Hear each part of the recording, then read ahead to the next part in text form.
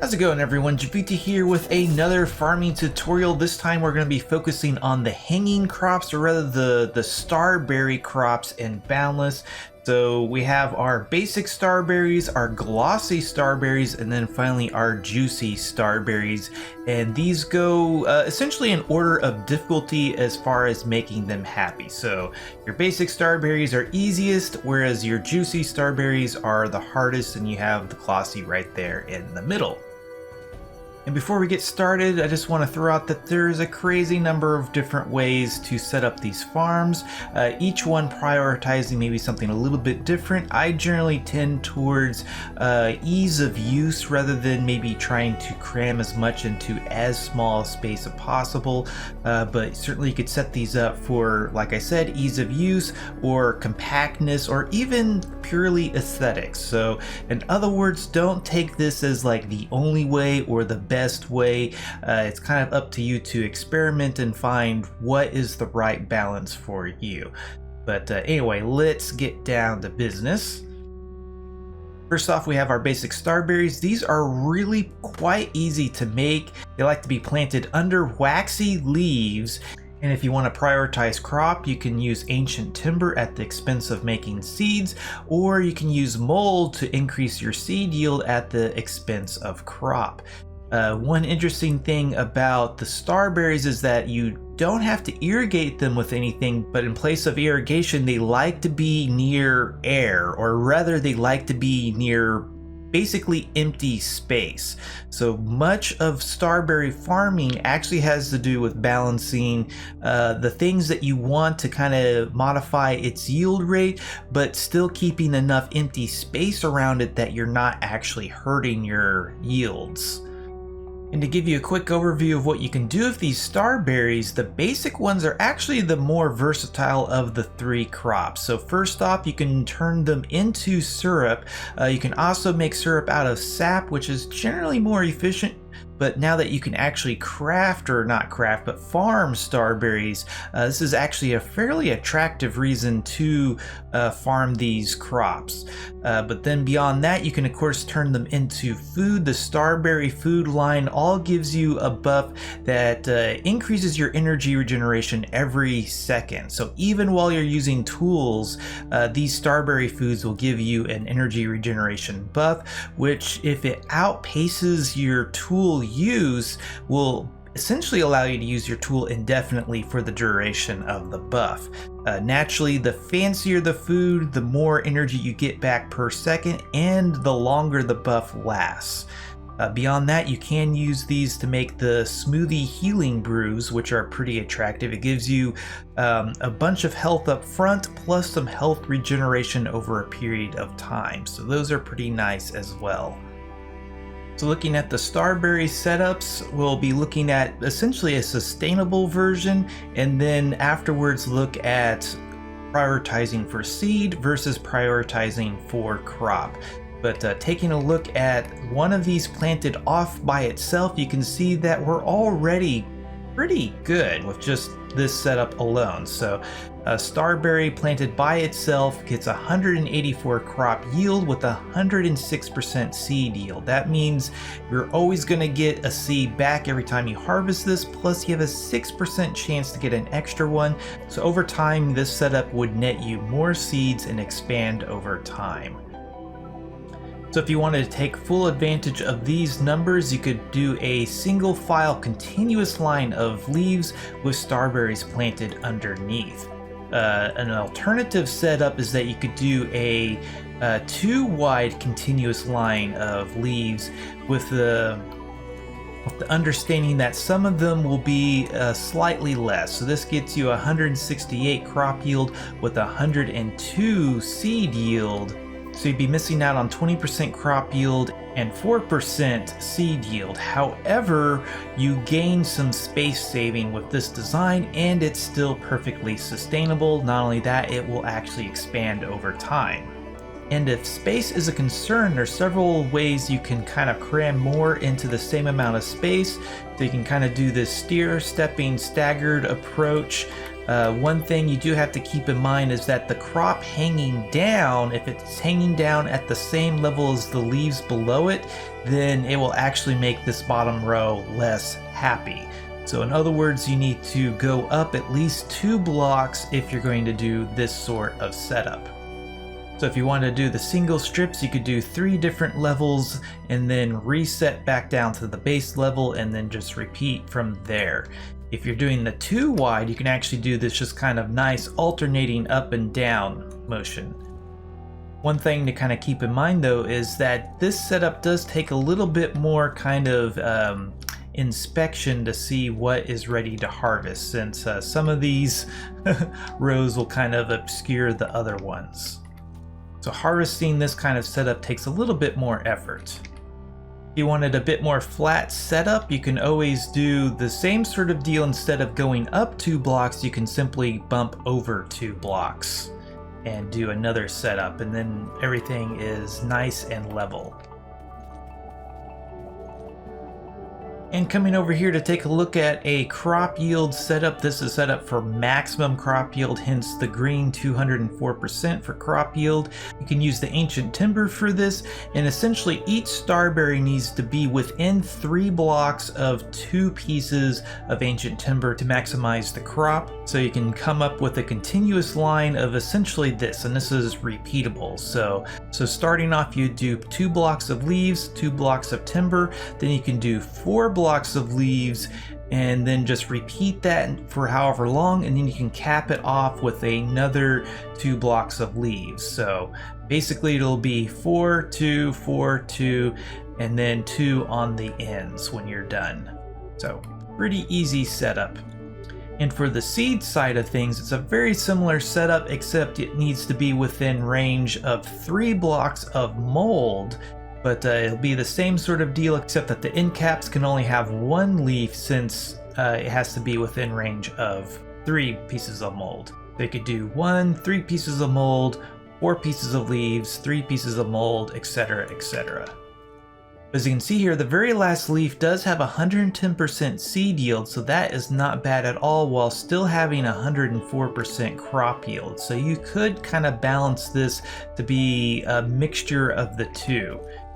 But if we look here, for 112% seed yield, you're only getting 64% crop yield. So that is a fairly sizable reduction in yield right there. Next up, we have the Glossy Starberries. These like to be planted in exotic leaves. And you can use twisted timber to increase your crop at the expense of seeds, and tangle to increase your seeds at the expense of crop. Just like the regular starberries, these like to be next to essentially empty air or empty space. So again, it's going to be a matter of balancing the blocks that you want in order to make it happy without putting too much close to them. And as far as what you can do with Glossy Starberries, they make the invigorating food line, which gives you a % bonus to your HP. So these are actually really handy for, say, doing like the high level hunts, as the invigorating pies will double your HP, and if you have all of the HP skills, it can give you a ridiculous amount of hit points that allow you to absorb quite a few hits, even from the toughest of creatures. And taking a look at Glossy Starberries, one just by itself, as you can see, it has 164% crop yield, which is not bad, but already we are at a negative seed yield. So we'll have a 2% chance to lose our seed, or rather we have only a 98% chance to get the seed back. So if we want a sustainable setup right off from the bat, we're going to have to start mixing in some tangle to achieve that. But luckily it's a pretty simple setup. So right here we have a 134% crop yield with 101% seed yield. So that is pretty darn perfect. And over time, even this will kind of expand itself with that 1% chance to get an extra seed. So taking a closer look at this setup, you can do 3 for the end caps, 1 piece of tangle, and then you can do 6 another piece of tangle, and then basically repeat that until you're ready to end it with another 3 leaves. So pretty simple and easy setup. If you wanted rows to be side by side, you'd need to come out probably at least 3 blocks. I did experiment to see if there'd be like a double wide setup that would work, and you can sort of get something that, you know, it's just not as effective. So I would either do the different elevation, like, you know, row, go up 2 blocks, another row, etc., or just go out 3 blocks on the same horizontal plane and do it that way. Moving along, if you want to prioritize for making seeds, you kind of basically end up making this funny little, it looks like an airplane to me, but you can do 3 blocks of leaves with starberries planted with up to 4 pieces of tangle within range. So you can do 2 on either side, or you can come over here and make essentially a continuous line of tangle with every so often interjecting some leaves. So this allows you to reuse a little bit of your tangle, since the end caps have 2 tangle, then there's 3 in the middle, and you would repeat that for however long you want to go, and then finally top it off with 2 pieces of tangle on the end. So in other words, this 3rd piece of tangle in the middle here is being shared by both of these crops. And if you prefer the more single file approach, you can also do 2 pieces of a tangle, 2 leaves, 2 pieces of tangle, and then just repeat to your heart's content. And then finally, for prioritizing crop, you can come over here, 2 pieces of leaves, 2 pieces of twisted timber, and then 5 leaves, 2 pieces of timber, and you just repeat that, and then finally cap it off with 2 leaves on the other end. So a very similar setup to what we've seen previously. And then finally we have the juicy starberries. These are the pickiest out of the bunch. They like to be planted in lush leaves. You can use lustrous timber to increase your crop at the expense of seeds, and you can use thorns to increase seeds at the expense of crop. Just like the previous 2, they like to be around quite a bit of empty space or air, so these have to be planted in a relatively spread out fashion. And the juicy starberries can be used to make, well, the juicy or the floating food line. These give you a really interesting food buff. They give you a little bit of fall armor, or rather you can resist impact damage, so you can fall from a farther distance or slam into walls and take a little bit less damage, but it also increases your jump height by quite a bit. So these foods combined with the jumping skills can allow you to jump up some pretty impressive distances. Last up, we have the juicy starberry. As you can see, we're going to have to work a little bit harder to get these sustainable. They only have a 90% seed yield by themselves, but at least they still have 140% crop yield. So to make these sustainable, they need to be close to thorns, and each crop needs to be within range of 4 pieces of thorns. So you can start off with an end cap of 2 pieces of thorns, followed by 2 crops, and then basically just alternating and eventually ending with 2 pieces of thorns on the end. So this makes for a pretty nice and simple single file or single column continuous type setup. An alternative setup is kind of the weird airplane setup, but we have the 3 blocks of leaves with 2 pieces of thorn on either side. If you wanted to run this continuously, then you could do 2 on the end caps and then 3 for the middle section, and eventually ending on 2 on the end as well. This does have the effect that the middle block here, the middle crop, is a little bit happier than the ends, so that's going to give you a positive gain in seeds a little bit at the expense of crop. If you want a bit more consistent results, there is this nice setup. Basically we have 3 blocks of leaves with crop planted on it, 1 on the end cap here, and then 3 on the other side for thorns. From there on, you can just kind of repeat this model right here. So 3 leaves, 3 thorns, and what's happening here is that each one of these thorns, they can only reach the block of leaves that's right in front of it. So you can just do this repeating 3 leaves, 3 thorns, 2 air gap, and then another 3 leaves, 3 thorns, with the end cap of just 1 thorn on the end right there. So That gives you a nice consistent 58% crop yield with 100% seed yield.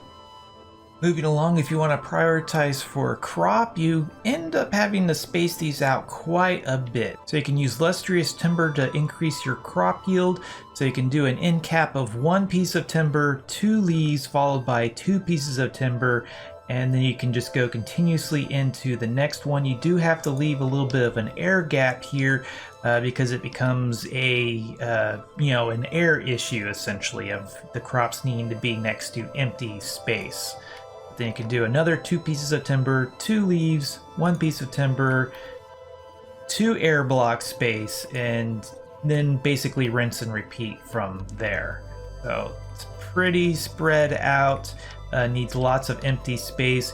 You can kind of borrow from the previous setup of doing 2 pieces of leaf with 1 piece of timber, a 2 air block gap, and then basically repeat from there. So this would be your repeat piece of 2 leaves, 2 timber, 2 blocks of air in between the next row, and then just continue. So this would be your end cap right there, and you could just kind of tile this indefinitely off in that direction.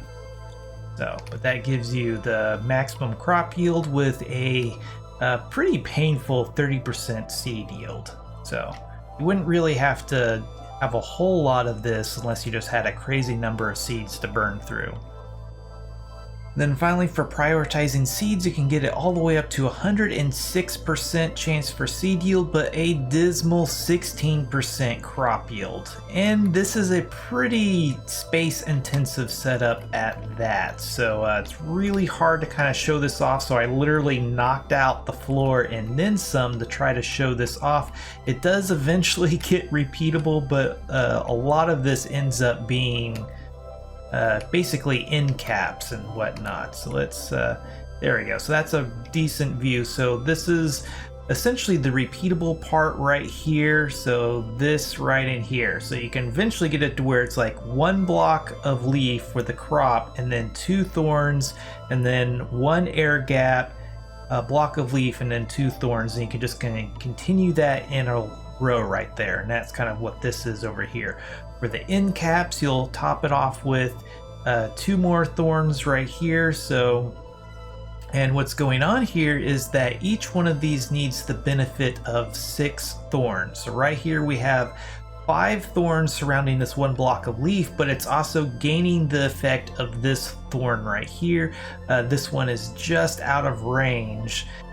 And say this middle block is gaining the effect of the 2 right here, 2 right there, and then 2 on either side for the total of 6. Which is why it's necessary to stagger the leaf blocks from row to row. So a fairly involved and kind of interdependent setup, but it was kind of interesting to figure it out. A little complicated to try to show off. So basically, yeah, pause the video and kind of maybe make a little sketch of this because it's rather kind of complicated. But it's about the most space efficient design I could come up with that only takes advantage of 1 horizontal plane. So certainly you could like go 3D with this setup and pack more in a tighter space.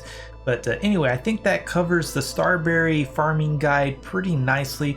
This was Jiivita. Thanks for watching. If you liked this video, be sure to hit that like button. Subscribe if you want to see more like this. And if there's anything you didn't like, please let me know down below.